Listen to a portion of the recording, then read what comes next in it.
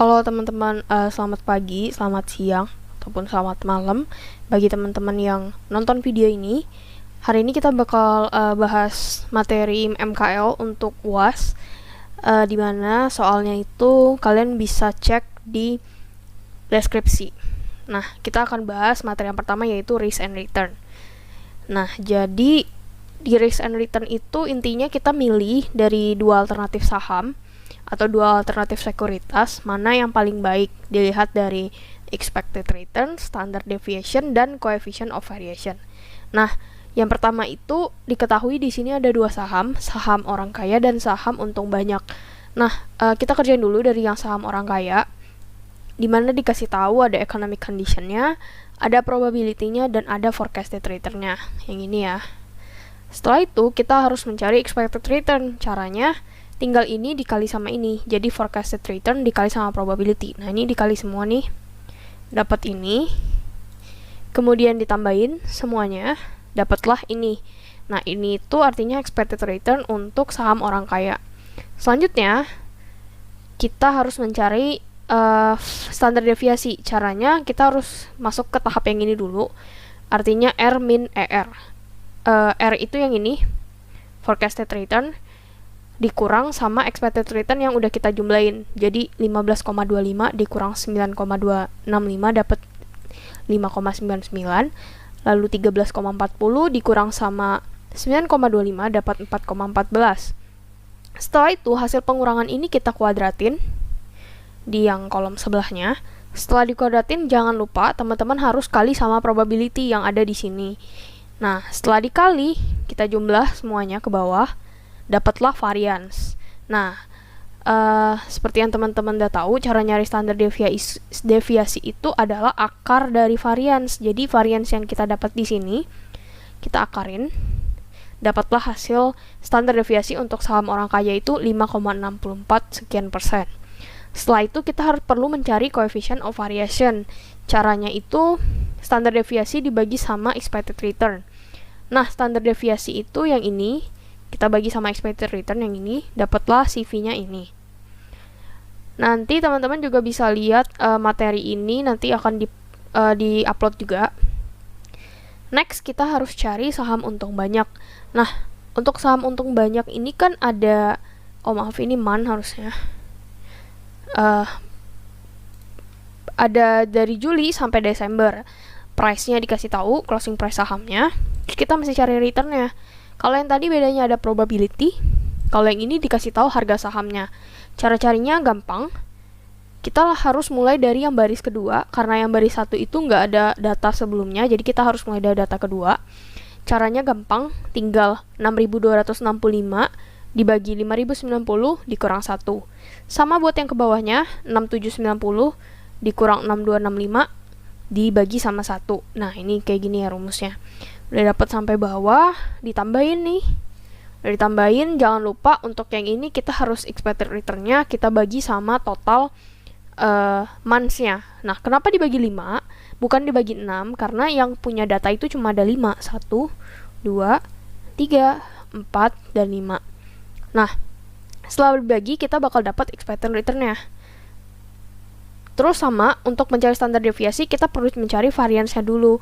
Nah, untuk mencari variance-nya, teman-teman harus ngelanjutin ke tahap berikutnya, yaitu sama return min expected return. Jadi, return yang ini, kita kurang sama yang ini dikurang sama yang ini dikurang sama yang ini, seterusnya sampai ke bawah sama, dapatlah segini. Nah, setelah itu dikuadratin, ditambahin, dapat variance, lalu masukin ke rumus standar deviasi yang ini, artinya akar dari variance yang ini per n-1. Nah, n-nya itu 5, karena yang punya data kan cuma 5 nih. 1, 2, 3, 4, 5. Makanya n-nya itu 5, kemudian dikurang 1. Makanya di sini per-nya 4, terus diakarin. Nah, CV-nya sama, standar deviasi dibagi expected return, rumusnya sama. Tinggal ini dibagi ini, dapat ini hasilnya. Nah, untuk yang nomor 1 nih udah kita kejawab ya, udah yang ini. Nah, setelah itu udah kita cari dua-duanya, kita buat kesimpulan nih teman-teman. Nah, kesimpulannya kita milih yang mana sih? bisa teman-teman lihat cara untuk memilih kesimpulan itu kita harus mencari expected return-nya yang besar, standar deviasinya yang besar, dan CV-nya yang paling kecil. Nah, bisa kita lihat yang paling expected return-nya paling besar itu kan yang ini. Kemudian standar deviasinya yang ini. Tapi yang paling matter itu teman-teman harus lihat dari CV-nya. Jadi CV mana yang paling kecil? Nah, yang paling kecil itu kan 0,6088 ya. Berarti kita harus memilih saham yang orang kaya. Seperti itu. Buatlah kesimpulan untuk Fanny dalam memilih investasi saham. Nah, artinya kita harus memilih dari saham yang orang kaya karena CV-nya itu lebih kecil. Oke, sampai sini dulu ya materi untuk risk and return. Terima kasih. Halo semuanya, next kita bakal bahas materi cost and capital. Nah, ini soalnya bisa kalian lihat di deskripsi ya.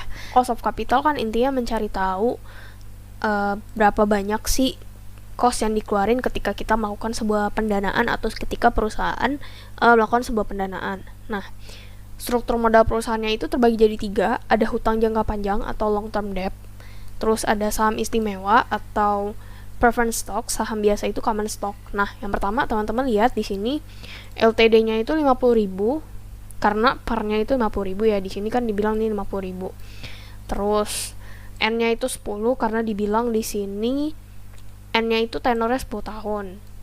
Kemudian I itu interest itu didapat dari coupon rate dikali par. Coupon rate-nya itu di sini dibilang 12%. Jadi 12 dikali 6, 12% dikali 50.000, maaf, dapat 6.000. Terus di sini dibilang MV itu selisih antara par sama net profit, dimana net profit itu kita dapatkan dari 50.000 dikurang 5.000, dapat 45.000. Nah, kemudian teman-teman masukin ke rumus yang ini. Teman-teman pasti udah hafal rumus ini itu buat nyari bond obligation yang kalau nggak salah di bond valuation itu teman-teman pelajarin di materi sebelum UTS. Tinggal dimasukin rumus yang ini. Kemudian nanti ketemu cost dari long term debt-nya itu didapat 13,68% setelah dikenakan pajak sebesar 25% di sini. Kemudian dapat hasilnya 10,26%. Selanjutnya kita bakal bahas yang cost of capital dari preferred stock atau saham istimewa. Di sini dibilang par value-nya itu 75.000 karena dibilang di sini 1.000. Kemudian NP-nya itu 700 dan dividennya 80. Lalu maaf, di sini maksudnya par value-nya 1.000 ya. Ini di soal 1.000. Terus harga jual sahamnya itu 3/4 dari par, artinya 3/4 dikali 1.000. Terus jangan lupa dikurang 50 karena ada biaya penerbitan.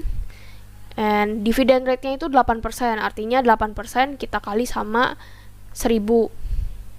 Kemudian cara mencari cost of capital dari preferred stock itu tinggal dibagi aja ya teman-teman. Jadi tinggal dibagi aja dividennya dibagi sama net profitnya, dapat 11,43%. Setelah itu kita bakal cari cost of common stock, dimana PO-nya itu 70. Maksudnya adalah harga pasar sahamnya yang ini, harga pasar saham itu 70. Terus growth-nya itu 3%. Di sini dividen diperkirakan akan naik sebesar 3%. Setelah itu DO-nya itu 5. Nih, perusahaan membayar dividen terakhir sebesar 5. Kemudian kita harus cari tahu dulu nih teman-teman D1-nya. Cara cari rumus D1 itu tinggal DO dikali 1 tambah G. Jadi 5 dikali 1 tambah 3%. Dapat 5.150. Atau teman-teman bisa ambil yang dari yang common stock aja nih. Nih caranya kayak gini ya. Kemudian dimasukin rumus yang ini, D1 per PO plus G, artinya 5.150 dibagi sama 60, terus ditambah growth-nya itu 3%. Ini jangan lupa harga sahamnya itu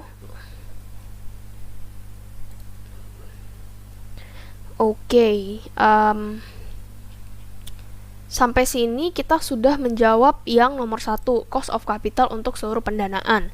Kemudian di proporsi pendanaan ini kenapa bisa ada 30, 50, ini teman-teman bisa lihat di sini.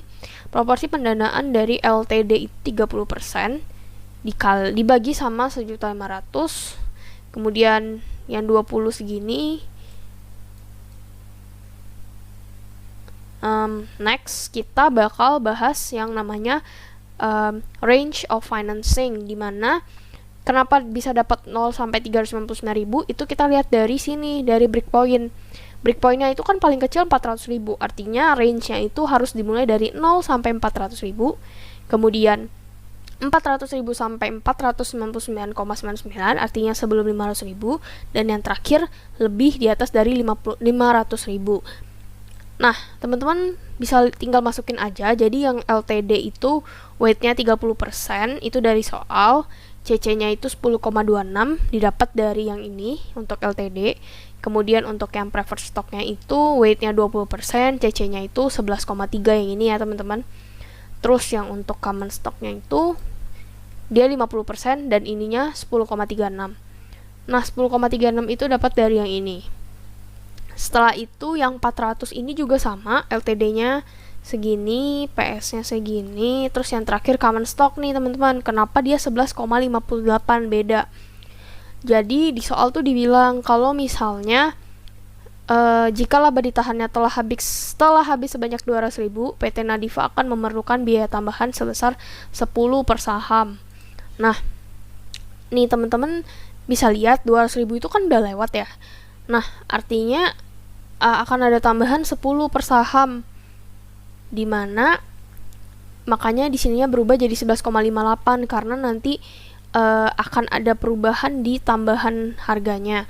Kemudian yang di atas 500.000 LTD-nya juga berubah jadi 15%, terus PS-nya jadi 11,43 dan common stock-nya 11,58. Nah, untuk ini tinggal dikali, kemudian ditambah dapat WHCC. Nah, seperti itu ya teman-teman. Untuk lebih jelasnya saya akan bagi file ini dan teman-teman bisa sambil belajar. Next kita bakal bahas materi leverage and capital structure. Ini agak banyak teman-teman, jadi kalau kecepatan bisa di pause dulu.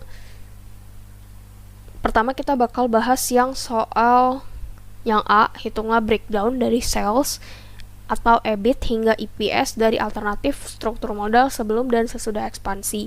Nah, sebelum ekspansi kita dikasih tahu harga jual per unitnya itu 5.000. Kemudian jumlah unit yang dijual itu 520.000. Terus fixed cost-nya itu 375 juta.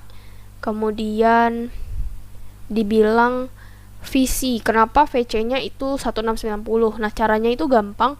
Contribution margin-nya kan dikasih tahu ya 35%. Jadi teman-teman tinggal cari sisanya itu sebesar 65% dikali sama sales. Artinya 65% dikali 520.000 dikali 5.000. Kemudian dapat 1M 690 juta. Kemudian fixed cost-nya 375 juta. LTD interest ini artinya bunga dari long term debt. Dapatnya dari mana? Nah, kita ada lihat yang ini nih, long term debt itu sebesar 220 juta, kupon rate-nya 10%. Nah, cara mencari interest kan gampang, tinggal kupon rate kita kali sama par-nya. Jadi 10% dikali 220 juta dapat 22 juta. Terus untuk yang preferred stock di sini dibilang par-nya itu 1,25 dari harga saham biasa, artinya 1,25 kali dari 125 rupiah. Makanya kita dapat par value-nya 156. Terus dibilang di sini total saham yang beredar di pasar itu 24 juta ya teman-teman. Dimana dari 24 juta itu ada yang saham biasa, ada yang saham preferan. Perbandingannya itu 4:1. Berarti kalau yang preferred stock itu 1/5. Perbandingannya dikali 24 juta dapat 750.000. Kemudian sisanya itu teman-teman bisa kali sama 19.200.000. Jadi 1/5.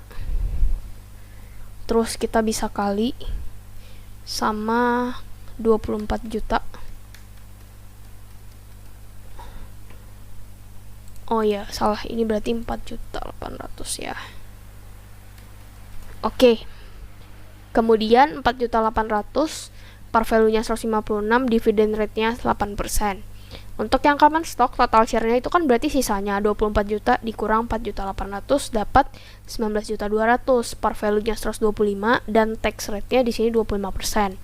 Ini untuk yang sebelum ekspansi. Nah, kemudian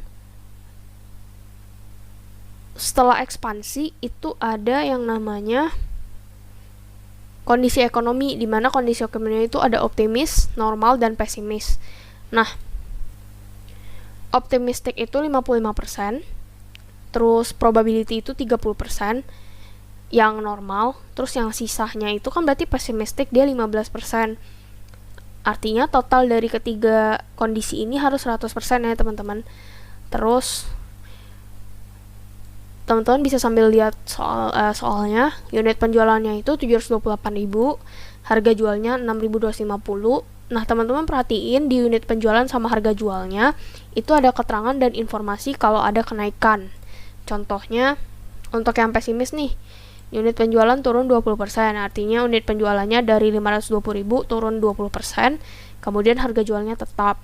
Nah, teman-teman bisa lihat lagi ini gimana untuk informasi dari setelah ekspansi di masing-masing kondisi ekonomi. Terus untuk yang alternatif 1, kita lihat di sini alternatif satunya. Yang ini ya, alternatif 1 portion of debt-nya 40%. Kemudian di alternatif 1 obligasi dijual dengan harga 95% dari nilai parnya.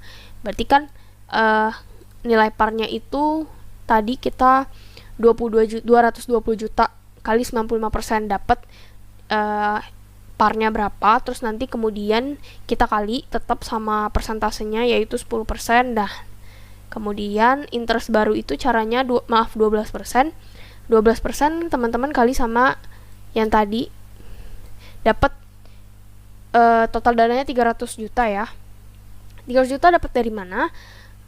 Teman-teman bisa lihat, ini kan 40%. Total dananya di sini dibilang 350 juta. Berarti kan total dana untuk long term debt itu 40% dikali 350 juta. Artinya dia itu punya total dana 300 juta. Terus dimasukin ke dalam rumus ini dengan informasi yang ada di sini, di mana parnya turun 95%. Datu temponya jadi 15 tahun, dapatlah interest yang barunya itu 36 juta.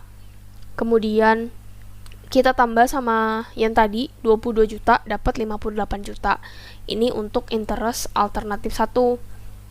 Kemudian alternatif 1 itu ada common stock, di mana total dananya itu 450 juta, dapatnya dari 20% dikali sama 750 juta.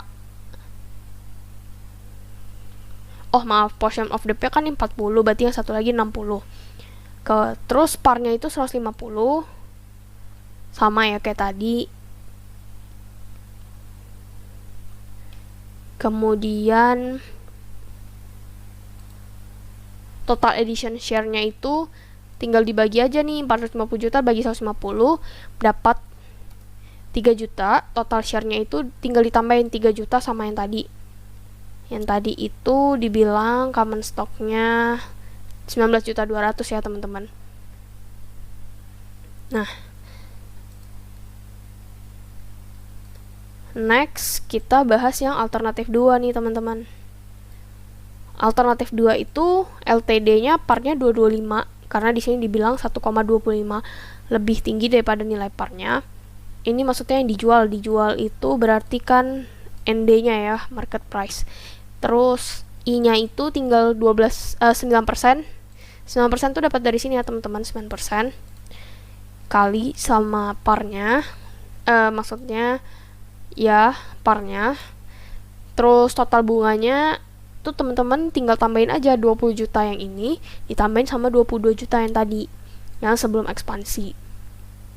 Kemudian alternatif kedua itu total dananya 525 juta, dapatnya dari ini kan 30% portion of debt-nya, berarti portion of common stock-nya itu 70% atau sisanya 70% dikali 750 juta dapat 525 juta, parnya 150, kemudian total edition share-nya itu berarti tinggal dibagi aja, 525 juta dibagi 150 dapat 3.500.000, kemudian total share-nya tinggal ditambahin nih teman-teman, 3.500.000, teman-teman tambahin sama yang tadi 19.200.000. Setelah itu kita breakdown satu-satu alternatif 1, 2, dan 3. Nah, yang pertama salesnya itu dapat dari mana? Salesnya itu dapat dari yang optimistic, yang ini ya. Penjualan sama harga jual dikali, dapat sales yang ini. Normal juga sama, yang ini dikali yang ini. Kemudian yang pessimistic juga sama, unit penjualan dikali harga jual. Kemudian total variable cost-nya itu sama dengan, teman-teman bisa tinggal cari aja, kayak yang tadi udah dibilang, variable cost-nya itu kan segini. Nah, yang ini itu kan untuk 520.000, tinggal dibagi dapat per unit kali sama yang optimistic. Dapat ini sama ini. Next ada total fixed cost. Nah, total fixed cost-nya itu gampang, tinggal lihat yang ini nih 375 juta. Karena fixed cost itu kan tiap tahun sama, berarti sampai ujung pun dia bakal sama. Kemudian dikurang dapat EBIT, dikurang interest alternatif 1 nih 58 juta ya teman-teman. Ambilan di sini. Terus EBT-nya dapat segini, dikurang tax. Ini tinggal dikali 25% kali ini. Dapat EAT. Kemudian dikurang preferred dividend. Preferred dividend itu sama tiap tahun 384.000. Terus yang tadi kita udah cari di awal ya. Terus dapat, setelah dikurang dapat FCSH atau earning available for common stockholder. Terus outstanding common stock itu cara-carinya tinggal yang tadi 22.200.000 ini yang di alternatif 1 kita tambahin, kita bagi dapat EPS. EPS untuk optimistic, normal, dan pessimistic sampai ke bawah ini caranya sama. Terus untuk yang alternatif 2 juga sama. Kita bisa langsung mulai dari EBIT. Kenapa? Karena sales, fixed cost, dan variable cost-nya itu sama. Jadi teman-teman bisa langsung mulai dari EBIT. Yang beda itu nanti di interest, preferred dividend, sama outstanding stock-nya. Nah, interest-nya itu kita lihat dari yang alternatif 2. Total bunganya kan 42.250. Teman-teman masukin ke sini. Kemudian dikurang, dapat EBT, dikurang taxes 25%. Kemudian preferred dividend. Terus masukin, dikurang, dapat EAFCSH atau earning available for common stockholder, dan dibagi sama outstanding common stock. Outstanding common stock-nya itu yang ini ya, 22.700 di alternatif kedua. Kemudian dapat nih EPS-nya teman-teman. Nah, pertanyaan B itu kan ditanya EPS sama expected share value. Caranya tinggal proporsi pendanaannya, maksudnya proporsi optimis, normal, dan pessimistic ada 55, 30, dan 15 masing-masing. Persentasenya dikali sama EPS-nya nih teman-teman. Sama yang alternatif 2 juga, masing-masing alternatifnya itu dikali sama yang namanya persentase optimistic, normal, dan pessimistic. Ada 55, ada 55, 30, dan 15 dikali sama EPS-nya nih teman-teman, dapat segini. Terus expected share value juga sama, dibagi sama cost of common stock. Cost of common stock itu teman-teman bisa lihat di soal yang ini ya, 20% sama 22%. Setelah itu kesimpulan, perusahaan lebih baik memilih pendanaan alternatif 1. Kenapa? Karena EPS dan share value-nya itu lebih tinggi. Nah, pertanyaan yang D, dia bilang hitunglah nilai BEP, DOL, DFL, DTL pada saat kondisi optimis dari keputusan perihal struktur modal yang diambil. Tadi kan kita milih struktur modal yang alternatif 1. Nah, kita disuruh cari BEP, DOL, DFL, dan DTL-nya dalam kondisi optimis. Nah, teman-teman tinggal masukin nih sesuai rumus ini. Jadi, fixed cost dibagi sama selling price dikurang variable cost, dimana fixed cost-nya itu sama ya, pasti 39 juta. Per selling price-nya itu teman-teman bisa lihat lagi di optimistic, selling price-nya itu 6.250 dikurang sama 4062,5 atau variable cost per unitnya. Kemudian setelah dimasukin rumusnya dapat ini. Terus BP in dolar, FC per cm%, tinggal dibagi dapat ini. Kemudian DOL nih tinggal masukin aja rumus-rumusnya dapat ini. DFL juga sama, EBIT per EBIT dikurang interest, ini teman-teman bisa lihat lagi dapatnya segini. Kemudian yang DTL itu tinggal ini dikali ini. Hasil dari DOL dikurang dari kali DFL dapat 1,48. Nah, sampai sini dulu ya untuk materi leverage and capital structure. Soal bahas soal yang terakhir yaitu dividend policy. Nah, di dividend policy ini bercerita tentang real corporation. Kemudian kita disuruh cari lengkapi struktur di atas. Nah, teman-teman tuh pasti struktur modal atau struktur modal perusahaannya itu pasti dikosong-kosongin tuh pasti. Dimana teman-teman harus cari tahu dulu. Nah, kita baca soalnya bareng-bareng ya. Jadi, preferred dividend yang dibayarkan oleh real corporation adalah 60 juta. Nah, 60 juta ini artinya bisa kita taruh di bagian sini ya, teman-teman. Nah, makanya di sini aku bikinnya 60 juta. Kemudian kita bisa isi yang di dalam kotak ini sama yang di ini. Dan kita baca. Jadi, jumlah saham istimewa yang beredar 2 kali jumlah saham biasa yang beredar, dimana common stocknya kan juga belum dikasih tahu ya outstanding share-nya berapa, jadi kita masih belum bisa cari. Nah, tahun 2019 dibilang nih real corporation memperoleh laba bersih sebesar 360 juta belum dikurangi pembayaran preferred dividend. Nah, 360 juta teman-teman dikurang sama 60 juta ya preferred dividendnya dapat 300 juta, artinya itu adalah common stock masuk ke dalam common stock yang ini, totalnya itu 300 juta. Kemudian kan di sini dibilang partnya udah 6 ya. Hasilan di sini itu kan selalu issued dikali sama parnya. Makanya 300 juta kita bagi 6, dapat yang issuednya itu 50 juta. Kemudian outstanding share-nya itu 40 juta. Karena dibilang jumlah saham istimewa yang beredar adalah 2 kali saham biasa. Kemudian 2 kali kan, berarti 2 kali 40 juta dapat 80 juta. Terus cara nyari par value ini gampang banget. Jadi yang dikasih tau kan udah 60 juta. Jadi cara-caranya itu 60 juta sama dengan 20% dikali 4 dikali sama 8, 20% dikali X dikali sama 80 juta. Nanti teman-teman tinggal pindah-pindahin, dapat X-nya itu parnya 4 dolar. Kemudian PIC-nya udah dikasih tahu ya 100 juta. Terus RE-nya juga udah dikasih tahu 575 juta. Kemudian treasury stock nih teman-teman. Cara nyari treasury stock tuh gampang, tinggal dikurang aja. Jadi treasury stock itu kan semuanya udah didapat nih semua angka-angkanya. Nah, teman-teman tuh tinggal kurangin aja. Jadi 1M 125 juta dikurangin yang RE, dikurangin PIC, dikurangin common stock, dikurangin preferred stock. Nanti dapat kan sisanya. Sisanya itu 90 juta. Nah, 90 juta kita bagi sama parnya 15, totalnya itu ada 6 juta shares. Nah, kemudian ini kita udah mengisi yang pertanyaan 1 dong karena udah lengkap semua. Untuk pertanyaan yang kedua, disuruh cari EPS dan price earning ratio. Caranya, earning available for common stockholder dibagi sama outstanding share. Earning available for common stockholder itu berarti kan yang 300 juta dibagi sama outstanding share-nya itu 40 juta.